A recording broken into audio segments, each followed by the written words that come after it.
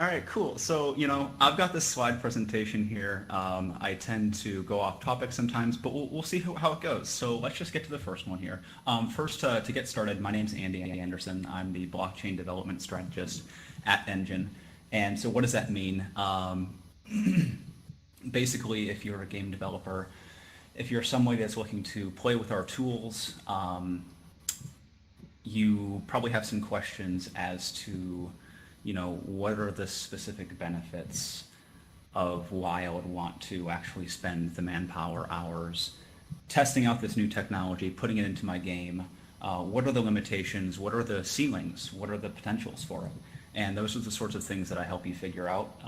There's a lot of things which I'll get to later. A lot of games, particularly indie games, are very interested in raising revenue, whether it's via crowdfunding or another method. I can't hear you, Andy. Something that we have. What's going on? I can hear him. Is anyone else not able to hear The him? microphone is a little bit on let the me low side. see. I can hear him fine, yeah. You might want to turn that up. If nothing else, I'll just quickly add you as Is a it megaphone. possible?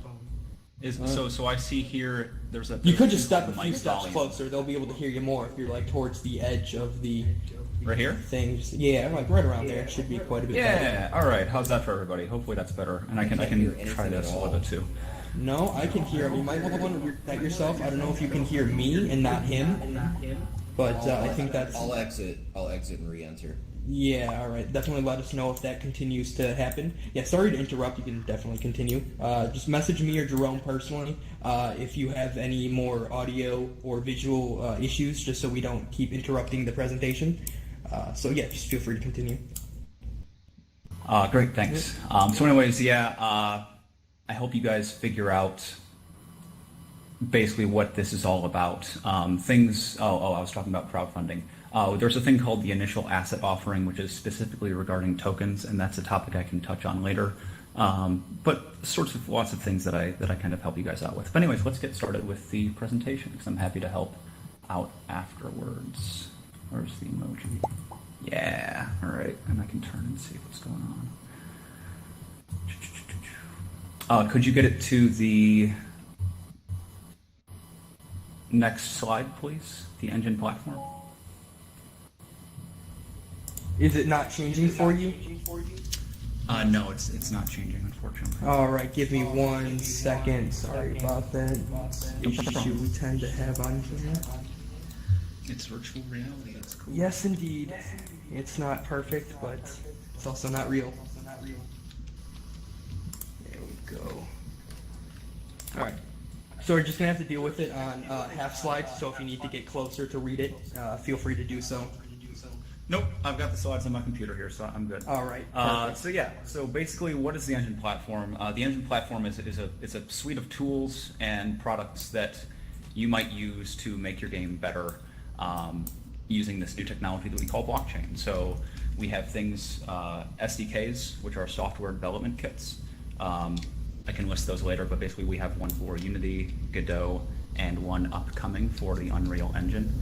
And all of these things are, like I said, designed to help you monetize, design your video games better, promote them, and kind of grow your community in a way that hasn't been possible before.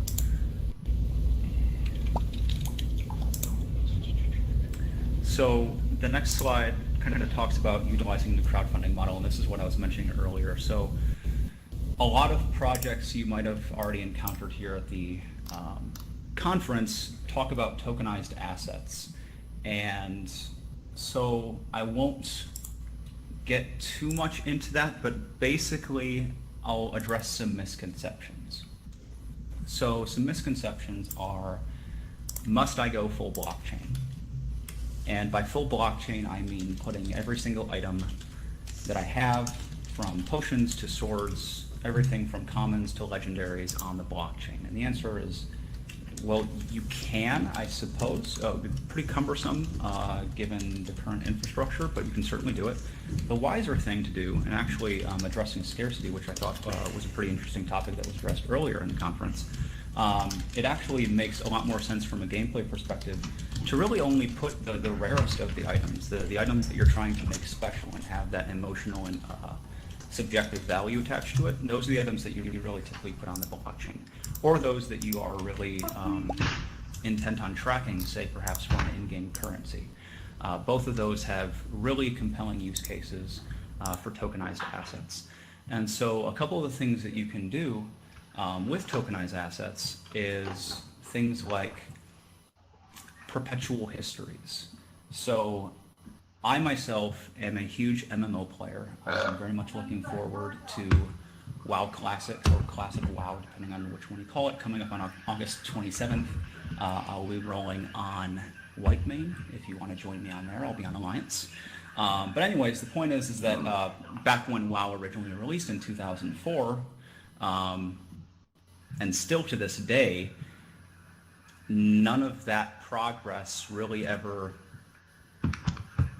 means anything outside of WoW. So of all of those thousands, perhaps tens of thousands of hours that people have poured into these games, farming gold, farming, mats for their Ragnaros, for their Sulfuras items, Thunder Fury, etc., all this time and effort kind of goes away when you either leave the game voluntarily or the game dies by virtue of the player base moving on to other titles. And that's really unfortunate because not many other hobbies have that, I guess, disadvantage where you just suddenly lose your progress. Like sports have trophies, we have photographs. We can't really take, we can take screenshots, of course, with games. But anyways, you get the point. But with tokens and this concept of blockchain items and interoperability, it kind of changes the game, because now something that you earn in one game can be taken across and honored via multiple titles. And anyways, so ranting. Let's go to the next slide so I don't go too off topic. Recapturing lost revenue.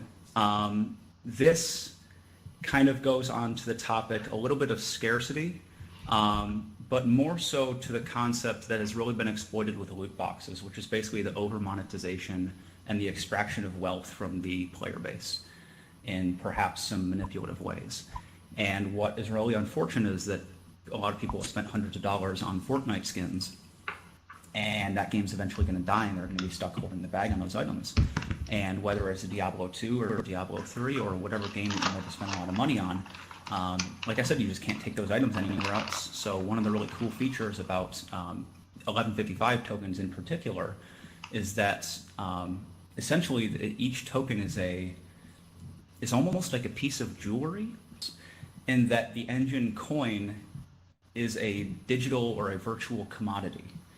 So if you think about in the physical sense, when a jeweler goes to make a ring or an earring or a necklace, they have to go buy the physical commodity, gold, platinum, silver, etc. And then they use their personal skills, their artisan craftsmanship, to create something unique and special that perhaps has their personal brand on it, their company sigil, so on and so forth. And then they sell that for a marked up price, and people are willing to pay that marked up price because it has, like I said, that craftsmanship that's been infused into it via nature of that person making it, and now it is a one-of-a-kind item. Or perhaps going into the concept of provenance, which is like historical significance. Say that ring or that necklace was worn by a historical figure. Well, suddenly those things are now auctioned off for tens, hundreds of thousands of dollars. And certainly we now see with artwork, hundreds of millions of dollars for paintings. Is quite a surprising thing to see sometimes, but it shows that subjective value can be quite a compelling asset valuation. So in the concept of digital items, what you can do is we can finally infuse each of these items not only with subjective provenance by tracking their history of what happened to the item, where was it, at what time, who used the item in what game, but you can also, like I said, infuse each item with Enjin coin, which has a market value. It's currently like 6.5 cents or something. But like I said, you infuse it, and at any point in time, if you're familiar with a game called Hearthstone, there's a concept called dust, which is basically the recycling component mechanic of that game. So if you want to destroy an item that is backed with Enjin coin, you can get up to 50%, half of that commodity value back, and then you can sell that Enjin coin back onto the marketplace. So say you buy $50 worth of items in a blockchain game, you could theoretically melt for, say, if it was a one-to-one, say like you bought $100 worth of Enjin items and it was strictly $100 worth of Enjin in them, you could theoretically melt $50 back. So that's a pretty cool thing because it's never been done. You can't do that with any traditional assets these days. So moving on to the next slide. Another really powerful thing that goes beyond monetization is the concept of growing your gaming communities. One of the hardest things as an indie developer is getting eyes on your product, especially when you enter the Steam marketplace, when you are one of 10,000, 30,000 games. And unless you know somebody or are willing to shell out the bucks for a featured slot, it's really hard to get attention. And to this day, I still find games that were made in 2014, 2015 that I love, but I just never knew that they existed. And I'm sure that the developers would have wished that I would have known that they would have existed. So in terms of what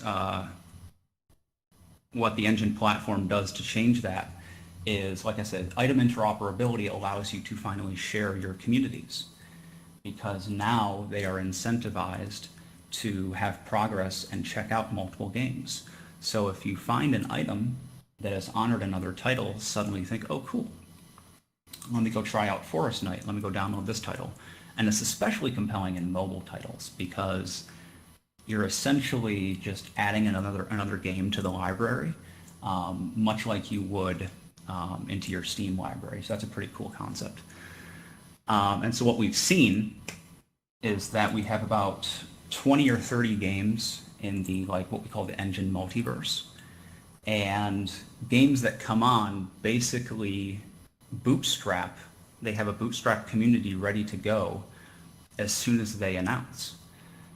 So what we find is really cool is we'll make a Telegram channel for them or a Discord channel, and we'll set it up for them. We'll have like 5 or 10 people in it, and then we'll announce, and we'll say, hey, they're an Enjin multiverse game. And then suddenly, no crap, 700, 750 people are already in there engaging. And it's a lot of the same faces that you'll see all over the place. And it's pretty cool to see this kind of nomad band of community people that bounce from game to game to game. And we don't really see that in, frankly, modern games that often, because something's happened without going on a soapbox to the social interaction, and it seems very hard to maintain a group these days. And so I think that what we're seeing with these kind of tokenized communities and this interoperability between games might be a saving grace for some of the social aspects that have gone missing since the late 90s. Next slide. This one's a little bit short. No blockchain experience needed. Basically, the SDKs that we are creating, a lot of the tools we are creating, are designed much like Bootstrap. It's ironic if you're familiar with web development. It's a framework just designed to make that process easier so that you don't have to do a lot of that coding yourself. We are seeing a lot of, especially now, because a lot of this is in testing, you probably will have to do some coding. But a lot of that is abstracted out into the SDK, which is really nice. If you're looking to experiment with the tools, we do have open source code available that you can review both on GitHub, and you can also get them off the Unity Asset Store. And I can provide links to that afterwards if you are so interested. Next slide. This one's a little bit short. This is on the API. Basically, this is pretty self-explanatory. We have an API, so you may use it to your advantage. Please do. This one lists the variety of SDKs. I've already kind of gone over that. We have one for Unity, one for Godot. We have one upcoming for Unreal. And if you don't like any of those, we also have a GraphQL interface that you can direct code and get results that way too. I This one's not really much to say on this one. So to the wallet side, mobile app enabling gamers to link their accounts. So this is really cool. One of the other products, we have the SDK, and that's like the game development tool, but something that everybody uses. And in fact, this is, okay, so if you haven't done it, especially because this is VR and you're probably at home or something, you probably have your phone in front of you. So go to, if you have an Android, go to the Google Play Store and download the Enjin wallet. And if you're on iPhone, obviously go to the Apple Store and download the Enjin wallet, because at the very least, I have some free stuff for you at the end. But at the very least, it's something cool that you can check out. And this is kind of, you can get like a live demo of what I'm talking about. So the Enjin wallet, right? This is like the digital passport to all of this sort of, I'll just call them tokenized possibilities, because it's not just limited to games, right? It's your digital inventory, right? So it allows you to look at all the items. You can view the pictures, the descriptions. You can look at all the metadata. So if you're looking at, like, if you want to check out like the item's stats, say what kind of games it's used in, you can check out all that through the wallet. You can also buy and sell crypto through the wallet. And we actually have an upcoming fiat on-ramp too. So it'll be really nice when you're playing a lot of these blockchain games that either if you're doing like a purchase or a transaction and you want to do something like that, it's all in the same place. And like I said, especially for mobile titles, it's a huge boon because you're really not moving anywhere. So that's all really cool. You can switch from a credit card transaction to an F purchase to Enjin. You can buy stuff with Enjin. You could perhaps buy stuff in Ethereum, or perhaps a lot of these games allow you to buy stuff in US dollars, Canadian dollars, euros, et cetera, et cetera. You can make all those purchases, again, all through the wallet.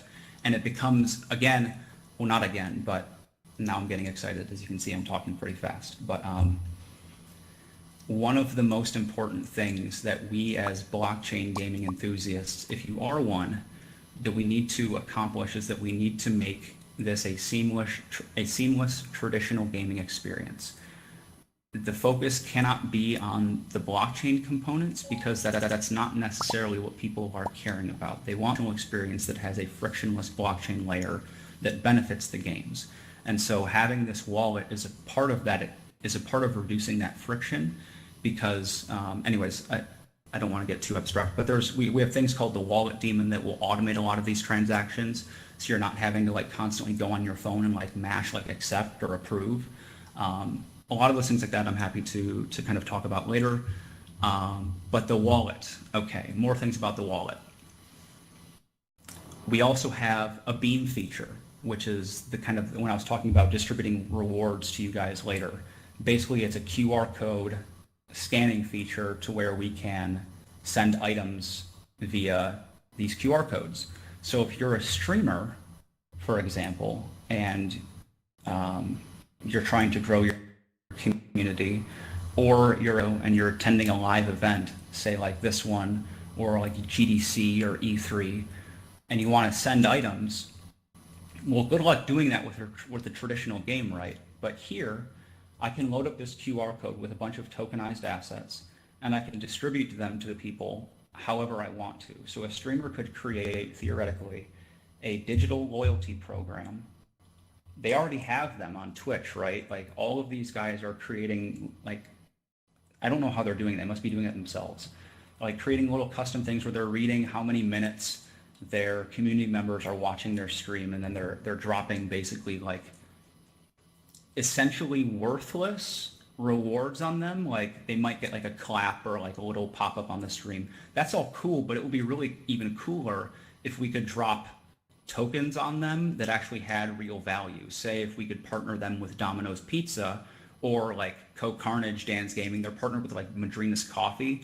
If Madrina's Coffee could have a Madrina's Coffee QR code coupon that we could send to people, well, then suddenly streamers have another huge monetization option and avenue available to them, like I said, via these tokenized assets.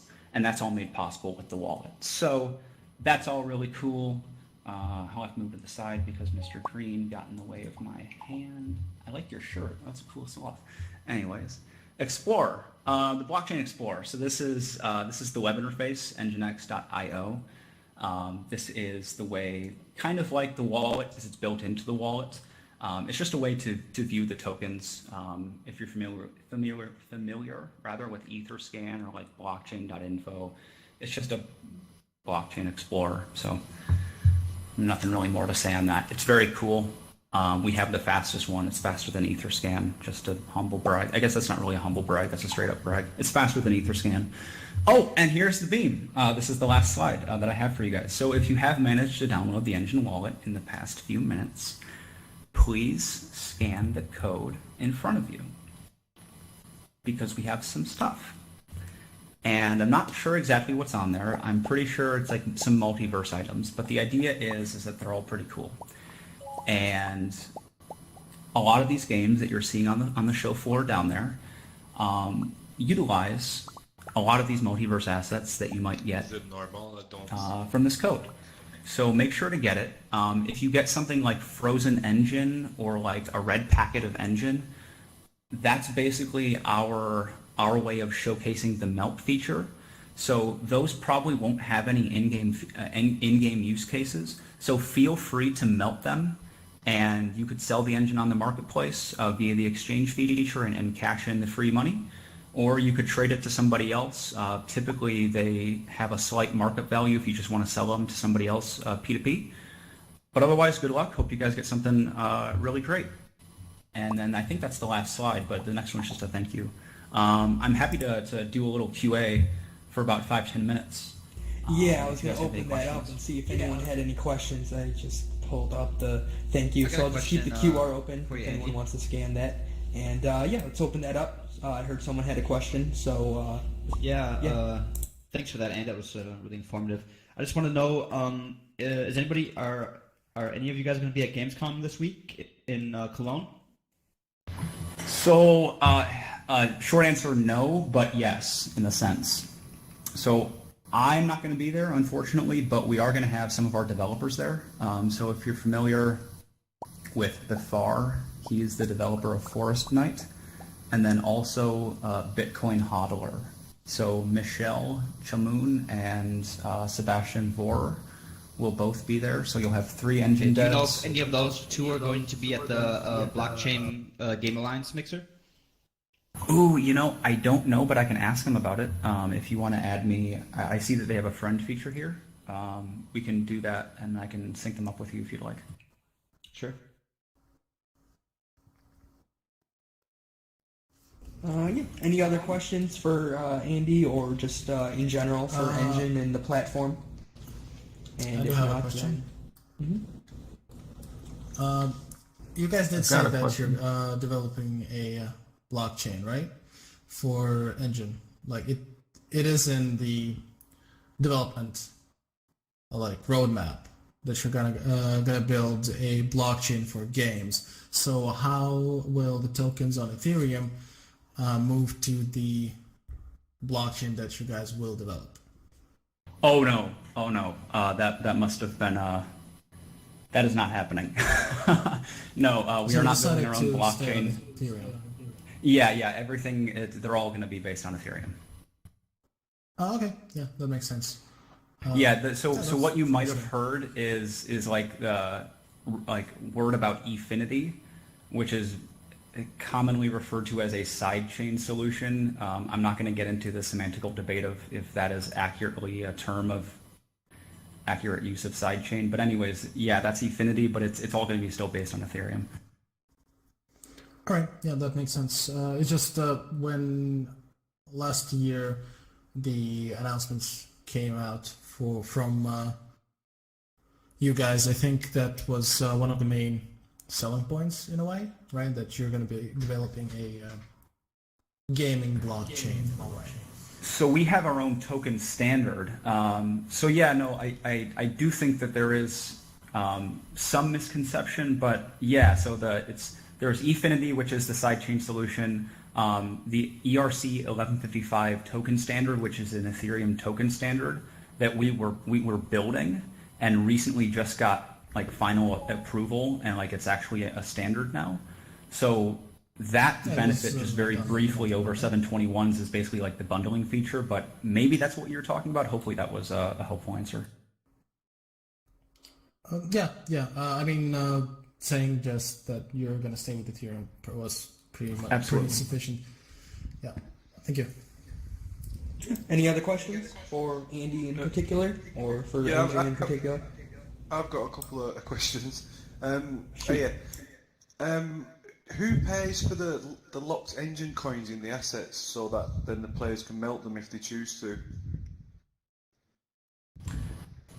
Sorry, could you so who pays for, so whoever would make the item, so the item issuer would be responsible for infusing the commodity, if that makes sense. So the developer basically pays for all the assets first and then distributes them in his game. Yeah, that's correct. Oh, and actually, thank you for bringing that up, because I forgot one of the really cool things about making items. So, actually, I'm going to back up because I'm getting a bit of an echo. Can you guys still hear me? Yeah. Okay. Yeah, we can hear you fine. Whoever's causing that feedback, if you could just mute yourself, that'd be really helpful. But anyways, even if you're not a game developer, you might be a person that is just interested in making items for other games. That is something that you now have an avenue to do, because one of the really powerful things that was mentioned during one of these slides, it was called transfer fees. But that's a whole, I didn't want to go too long, because that's like, I could talk about it for literally probably an hour or two. But the idea is that, okay, I am either a developer, an item creator, or just some guy that wants to make some community tokens, right? I get some Enjin, so I have to buy it off the marketplace, or I get some via an airdrop, or I melt some melted Enjin, some frozen Enjin, whatever, I get some Enjin. I come up with a token concept. I get some art, I put a description, and if I'm a game developer, I already have a game to use it. If I'm an item creator, I can go to these games and I say, hey, I've got this item, let's make a use case for it, and then suddenly you have a use case. So you put the Enjin in it, and there's really there is a floor, but it's like fractions, like 0.0. There are many decimal points that follow, but it's like, anyways, it's infinitesimally small. You back it there, and then you can say, every time this item changes hands, I want to collect, and there are several options, but let's make it simple. I want to collect one Enjin every time this item changes hands. And let's say I make the item worth, I put let's just say, make it simple, I put one Enjin into the item. So now every time that item is traded, I've made the Enjin back used to create the item. And so what we're going to see as this network grows is that these transaction fees, much like crypto exchanges and traditional financial exchanges, the bulk of the revenue for a lot of these game developers is probably going to be made off transaction fees, because players really don't mind paying that infinitesimally small cut, especially when they know that the items that they're trading are typically worth far more than that transaction fee. And that just gets into incentivizing economics. But it's just really cool, because what we're seeing with a game like Forgotten Artifacts, for example, is that Cliff has been able to run a perpetual alpha. And what I mean by that is that, it's another topic of tokens. I'll try to skip the other topic, but basically what he's done is he backs an item, and then the rule says the transfer fee has to be 3 times whatever the item is backed with. But his items are they have a really small value. So depending on what their use case is, the subjective value might be rather high. Like, it might trade for 5 or 10 Enjin, right? But the actual backing might be 0.1 Enjin, and the transfer fee might be 0.3 Enjin. So these players are making 3 to 5 to 7 Enjin profit off of finding these items in games, and then Cliff, every time that item is traded, is making enough of that Enjin back to mint 3 to 5 more of those items that go back into his economy. And there are things with supply types to where if you're worried about scarcity, you can limit those with supply types, fixed, infinite, settable, collapsible, which means, I'll try to slow down. Collapsible meaning when an item is destroyed, it can no longer be minted again. So if I had, say I minted 100 items to start with, and I distribute 100 items, and a player who receives that melts the item. Well, now there are 99 total in distribution. I cannot, in a collapsible supply type, mint that 100th item back into existence. And so if you are a developer or a player concerned about developers or players, basically, depending on who you are, screwing you or manipulating the system to use scarcity or basically ruin that system, you are in full control as the item creator as to how that item is actually used and in that sense. So I got off topic, but yeah, transfer fee is very powerful. Perpetual alpha, just to touch briefly on that, because all these items exist outside of Cliff's server, he's able to distribute items to people that they can keep, and so that when he actually does a significant patch that would, say, wipe the server data and otherwise take that progress from people, their progress remains. And so all of that stuff they're able to keep. And so what we're finding for testing purposes is that in a typical game, at least in my experience, I'll participate in like the first beta weekend, but after I've gotten, my curiosity satisfied, so to speak, I usually don't go. I might go back for like the second beta weekend, but like good luck getting me to the third one. And I don't think I'm alone in that. But if my progress were kept, and if I actually were able to keep all 3 beta weekends into the final release, I am much more incentivized to continue testing that. And for a developer, that's also very powerful too. So I know that was not what you were asking about, but you got me on a tangent. So yeah, thanks for listening on that. No problem. Can I Did that answer your question? Sorry. A little bit, yeah. So like basically, the developers, if he wants to like have assets and use the Enjin platform, he's got to buy some Enjin coins and then like mint them into the assets. So like, yeah, I've got that, but then obviously there's some extra stuff where he can make some money from that later. But then like earlier as well, you mentioned that they should really just put the rare assets on the blockchain. So I guess that's so then they can. They don't have to spend maybe as much Enjin or use as much transaction fees or whatever and stuff like that. And obviously then it's probably quicker and stuff, so they can only use the the rare assets for the expensive items.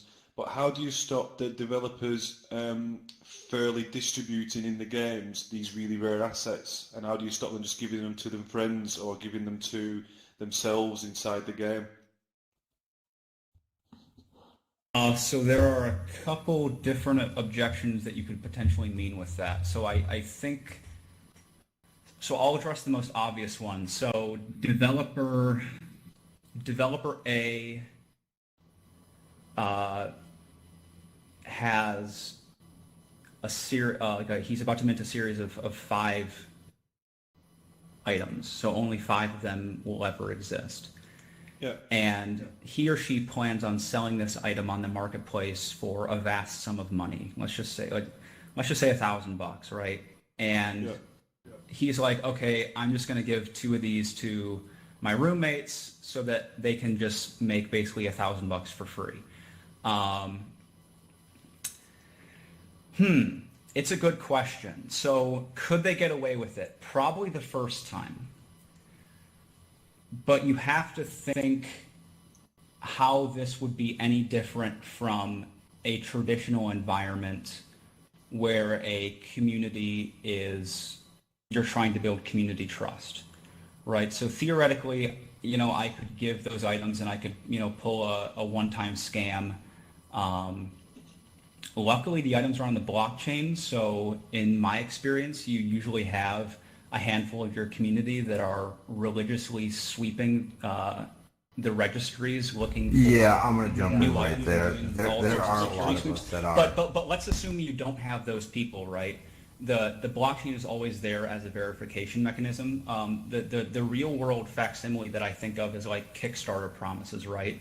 I guess the community has the same protections as they would if they were to donate their money to a Kickstarter campaign that promised X, Y, and Z as a result.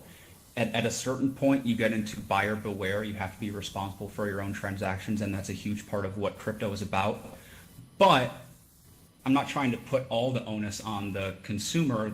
There has to be some responsibility, but hopefully the extra blockchain protections help out. Yeah, that's sort of what I meant. Yeah, I mean, if you say, you know, it's similar to in a real game, but you know, you've got to trust people like developers of, you know, World of Warcraft or whatever. But then if you've got to trust somebody, then what's the point using blockchain? So I guess there's like two different ways of acquiring the assets. Then there's in the game and also buying from a shop, like a dev shop. So if you can buy the items from a dev shop, how do you know that, like you've just answered it though, like that the dev has not just bought the item himself, got the item and then give it his friend or something like that? There's no way that you could track that with crypto. You just create a new address or whatever. And then the other way is if it's collected in a centralized game, you know, because they found some box on a map and then opened it and that was the item. How do you know then that the guy in charge of the server didn't just say, you know, go here and collect this like $2,000 item and win it? So that's basically the question. What I was just Okay. just getting. No, it's a fair question. I'll try to limit the answer to two parts. The first one being, I could, and I'm sure we could together, concoct a wide variety of hypothetical what-if scenarios that would present potential security concerns, not only for this blockchain ecosystem, but for pretty much any sort of transaction. That's not the point. I guess the point would more be, I almost think that the problem is being overblown in that, like I said, it's all about community trust, and a big thing about rare items is that, so I'm a player about to buy an item from a video game shop. In the traditional sense, say I'm buying it off the Blizzard store and I'm buying an Overwatch skin.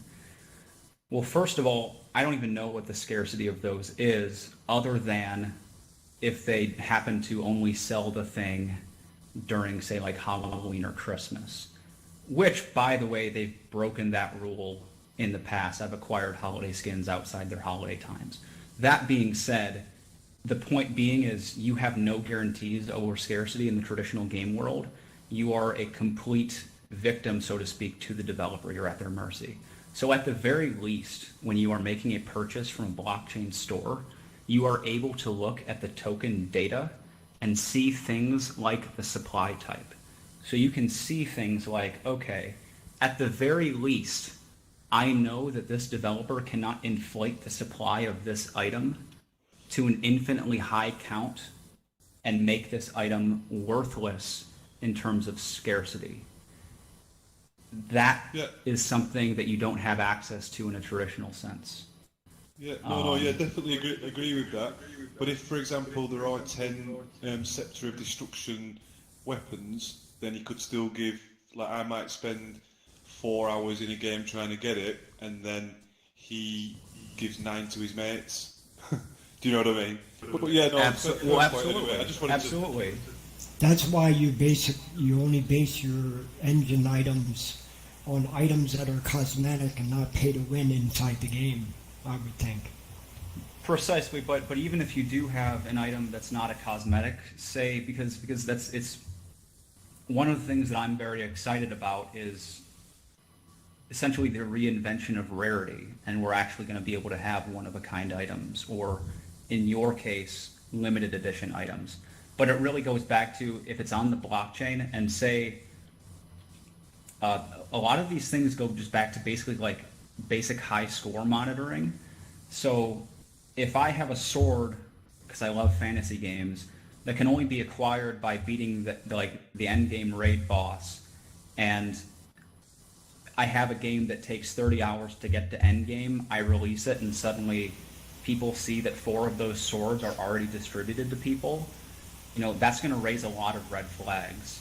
And I, as a developer, I'm going to have a lot of pissed off people to answer to, and I'm probably not going to sell as many titles. I mean, literally, we can see how powerful community relations are with No Man's Sky, right? It completely tanked their game, and then by virtue of them actually sticking to their product and improving it over 3 years, now they have a great title, and the community is coming back, and rightly so, because they've done it right. So it's all about building community trust, and I hope that my long-winded answer was sufficient. But at a certain point, there really are no answers, because there is always going to be, I know that crypto is a lot about like trustlessness, but that doesn't mean that we are completely removing trust from gaming or human interactions, if that makes sense. Yeah, that's fine. But you wouldn't necessarily want to. I have a question that's a bit of a tangent, but like Enjin had some sort of way to send multiple tokens in one transaction, right? Yep, that's the whole that was the primary benefit of 1155, is that you can send fungibles and non-fungibles in a single transaction. So in the case of like a traditional game shop, you're typically buying a skin and then you're also bundling the currency. The currency is typically a fungible token. The skin might be a non-fungible. You want to be able to bundle that in one transaction, so you're hitting the blockchain once instead of doing it twice, 3 times, et cetera, et cetera. So can you do the same with, say, like 5 different skins and a few other tokens, bundle them in? Absolutely.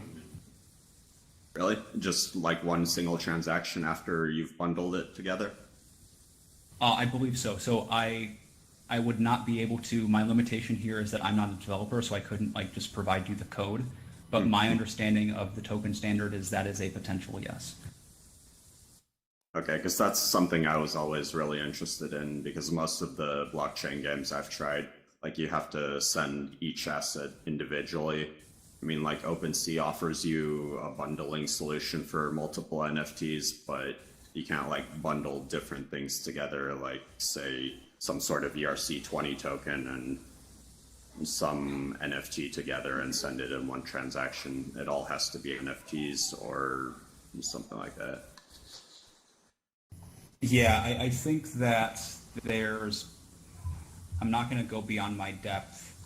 I think that there is a distinction between the limitations of, say, a platform like an exchange platform like OpenSea and the technical limitations of a token standard, and we may be talking about 2 separate ideas here. The limitation might be on OpenSea's side with the bundling there, because, like I said, the token standard itself, while it might not be utilized, it does have the potential to do that bundling feature where you're saving the transaction fees.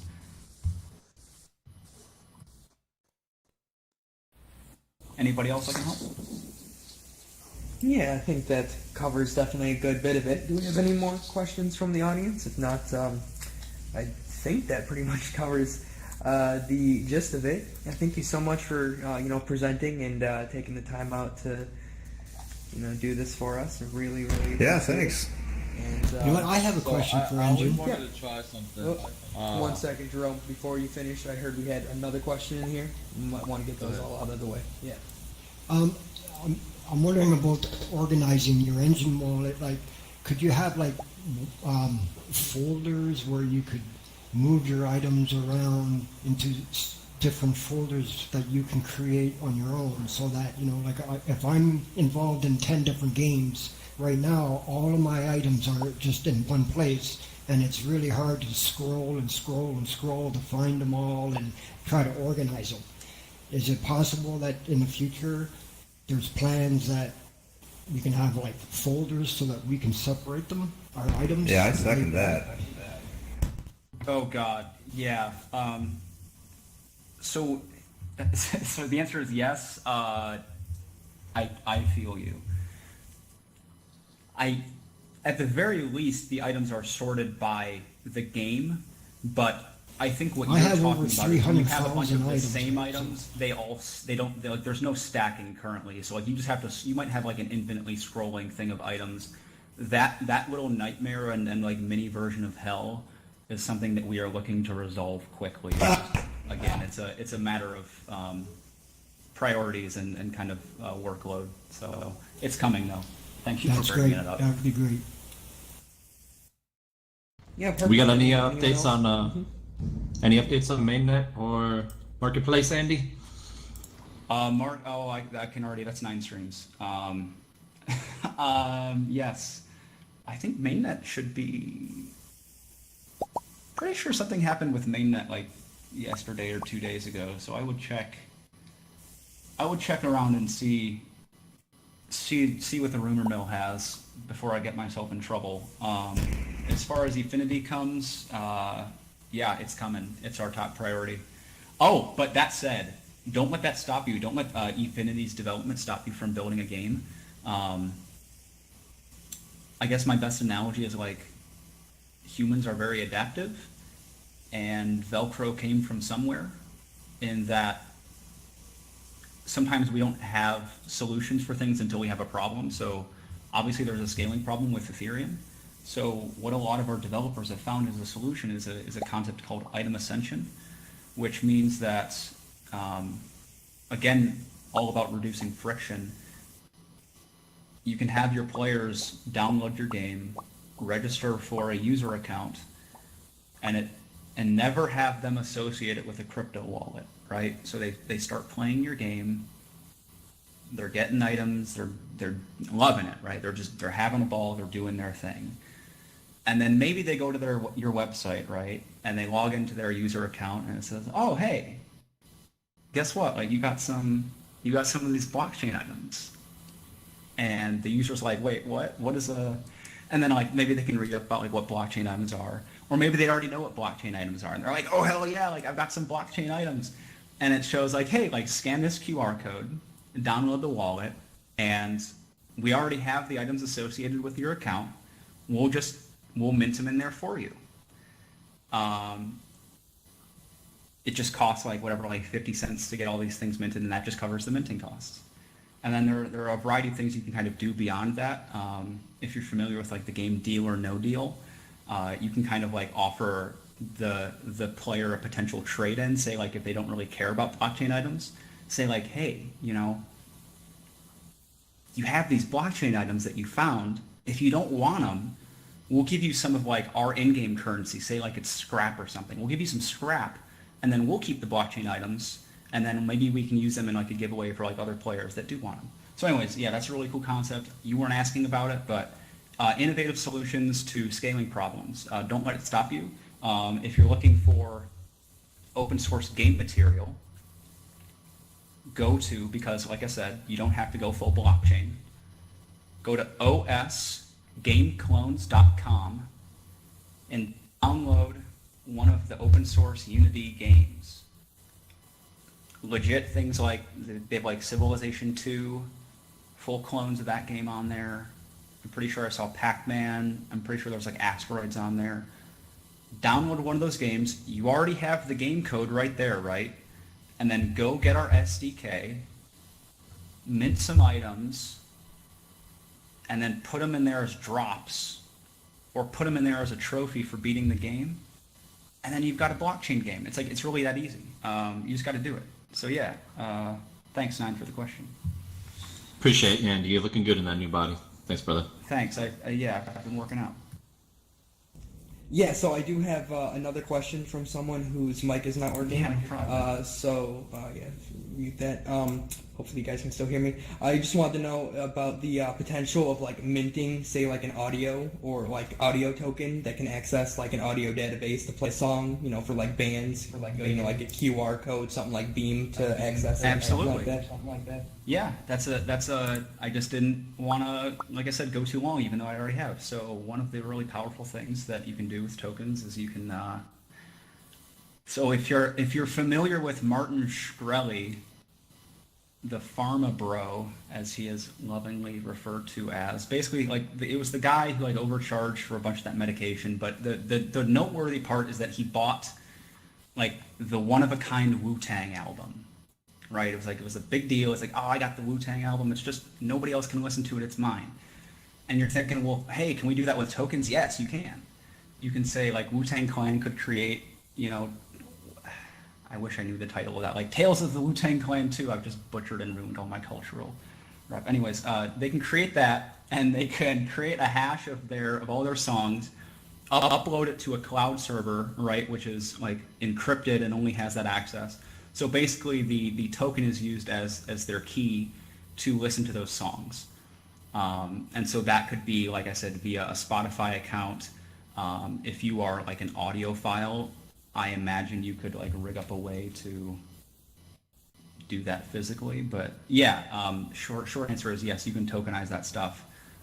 We actually have people that are doing that already with some video content.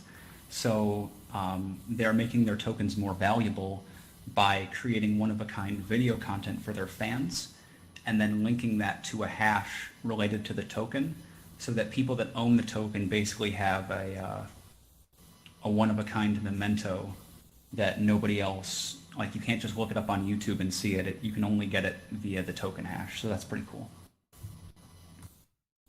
Yeah, perfect. Thanks for that. Any last questions before they get off? Don't want to overextend their stay. Anyone? If your mic's not working, you can send me a message and let me know the question. Or raise your hand first to let us know that you have a question. You have a slight man with a question. Could you repeat the link that you said a moment ago about Yes. source of Unity Games? OS. Yeah. O as in ostrich. S as in the next letter in ostrich. Oh, that's stupid. osgameclones.com. Okay, thanks. No problem. Can we just keep Andy? I don't want him to go. I like listening to what he says. Yeah, so do I. He's got some great information on Enjin. Sadly, personal lives, got things to do. As long as he's able to stick around, I'm more than happy to have him chill here, but, I'm sure he's got things to get back to and I don't want to keep him too long. So, if we have any last, questions that we can ask, but if not, don't want to hold them too long. Besides that, we're trying to have plans for our last panel that we want to start soon, but not sure if we're going to be able to start that. We should have some projects outside that are, hopping in here. Besides that, this is the last formal panel for the night, so we'll have some No Man's Sky streams going on in a little bit, as well as some more gameplay of some of these projects. And then if anyone has any more, questions or whatever, and One more. find any of the projects outside, at the booth to go and chat with. But yeah, besides that, stick around as long as you can, and if you guys want to, chat with them and ask any personal questions, I suppose they'll just kind of leave when he does, and I suppose that's an official end for the Enjin presentation, and so if any project are trying to go back out to their booths and wait for people. If not, you can just go and chat with people. If you want to find someone with the username of their game, or find someone running their project and chat with them, ask any last questions. Do we have any questions for any of the projects that we're doing the Q&A on earlier that we can ask them? We should still have most of the people in here. Yes, no? Can I ask Pretty one more much covered question it. from the Enjin guy? He's still in here. I don't see why not. What about a desktop version of the wallet? Is that coming soon? That's a great question. I would not expect that anytime soon. It's going to be a mobile focus for the foreseeable future. But I can definitely, you're not the only one who's been asking about it, so it's on their minds. Okay, thanks. Yep, yeah, awesome. I have a related question. I have another question. Sorry. There's someone in the back there, I think. Yeah, hi Andy. We had a related question about virtual wallets, something that was brought up relating to the Java SDK, and I don't think it's been coded yet. Something that was just sort of talked about lightly, but it's a feature that would really help us for players that don't have the Enjin wallet installed yet, sort of as a gateway to get them some items before, so they don't have to install it right when they get the game in the early phases. And if that's something that we could suggest gets elevated in priority, we'd love to do that. Well, hey, that's actually what I was talking about at the end there with the concept of item ascension. So currently there's no like USB standard for how you do that, but the idea is yes. There are a variety of ways which you as a developer can allow the players to just get right into your game without requiring them to download the wallet or go through those extra steps that might otherwise dissuade them from trying out the experience. We are releasing, so I know we have something out called the Simple Game. We are releasing a more comprehensive example that, I'm speaking slowly on purpose because I don't want to reveal too much. It should go pretty deeply into that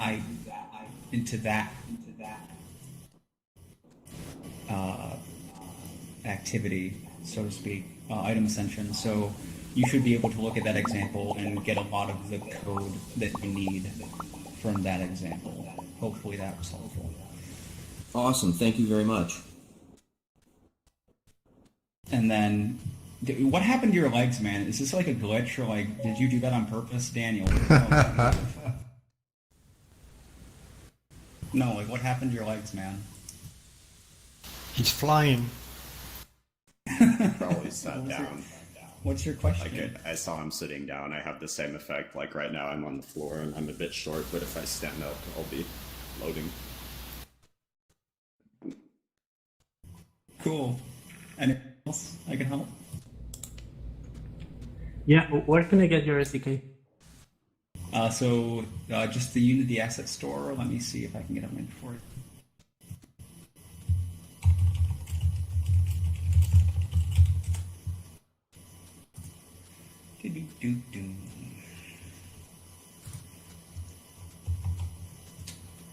Okay.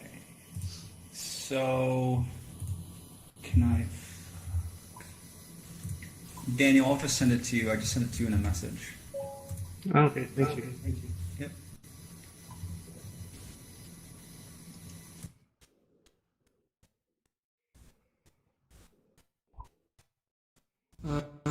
Anything specific besides that? If not, then as I said, we don't really need to stay around as for a presentation unless we have any other projects that are going to be joining in soon that want to introduce themselves. I know Ether Legends should be back at some point, and we're also waiting for a few others. So definitely feel free to mingle amongst yourselves at this point. If we have other events, we'll definitely call it out. We'll be putting up some more videos, and you can either find the developers just kind of mingling about with you guys or out at their booths. So feel free to go and take a look at them and see what's up and ask any questions that you may or may not have, and just enjoy yourselves. We're going to be going for officially another 4 hours or so, but I expect it to die down not too much longer. But as I said, we'll be having some No Man's Sky VR gameplay streaming up here very soon from our own Jerome here, as well as some more footage of some crypto projects that are taking place, Ether Kingdoms, Ether Legends, Mytherium, etc., etc. And if you guys got any other questions, feel free to ask for any of the projects that we have involved here, and I'll see about contacting them, or if they're in here, we'll get them back up to answer for you, or you can find them outside at their booth and